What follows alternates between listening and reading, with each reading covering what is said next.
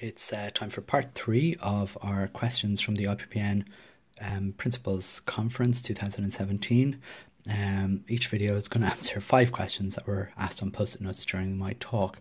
I'm going to answer them as quickly as I can, and then we'll do longer blog posts over the year. So the first one here is, we have an Eircom webmail as a supplier. Is it possible to get up email system, or do we have to change completely? Well, basically the quick answer is Eircom, since they've moved to have their own webmail system, it's very rudimentary, quite basic. You could use an email client like Outlook or Outlook Express or one of those things, or my advice would probably be, I love using Gmail, and you can actually import your Aircom mail into that and add that as an account, and then just use Gmail as a system, so you don't actually have to delete your Aircom or Air account. I do this in my own personal account. It all comes through to my Gmail. It's not terribly difficult to do, but and you just do it once and it's done. Next question here is, Wi-Fi mysteriously drops in some classrooms and not others. Have checked with the NCT, who said there is no problem with their end of things. That's probably to do with your actual network infrastructure. I would suggest that check the age of your Wi-Fi thing. I mean, if you had one installed in 2002, it's already nearly 15 years old, which is quite old in terms of technology. Get a proper network person who specialises in network management, and see if he can find out where the problem is. That's what it sounds like to me. HDTVs or projectors.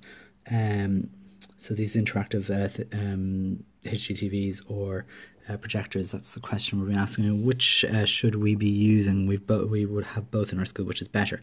I think it's a matter of taste, really. I don't think it makes any difference, really. The advantage of projectors is if it breaks, it's usually just a bulb replacement, just a couple of €100, whereas if your TV screen breaks, it's a new TV. I don't know, it depends on your guarantee. It's really personal taste at this stage. Things like that don't matter anymore. We go down here. What is your opinion on using iPads in classrooms? It seems to be a popular question this year. It depends on what you're using them for. Again, obsession on apps is probably where people go wrong. I suggest you use them to their strengths, which is in making movies, recording, anything to do with multimedia. I'd say they're the strengths, were being able to create things. iBook Creator is probably the best app out there. I just think of all the millions of apps that are there, there's very, very few that are any good for primary school classrooms. Although there are one or two, as long as children are creating stuff rather than consuming, I think that's where you're on the right track. Personally, I have a handful of iPads in my school. I don't really see the value of having them, only because they're no good for lots of different things.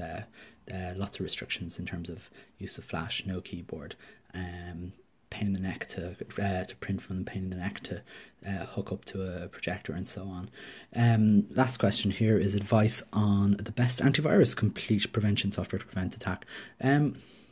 This I've asked. I think I answered this one in part 1 or 2 of this video, and ultimately, I'm in a big school. We have our PDST technology and education filtering, which does some of the job from online attacks. I just use on every computer. I just installed the free antivirus things like Avast or AVG or any of those things. I don't really see the value of putting paid antivirus software in Irish schools. We just don't have the infrastructure or the money to do it. Now, unless we actually get it funded by the Department of Education, then I don't know. I wouldn't be panicking about it. But again, the risk is you get a virus, and you may have to that may cause problems. But I think the free ones are probably good enough. Hope this helps, and we'll go over for our next 5.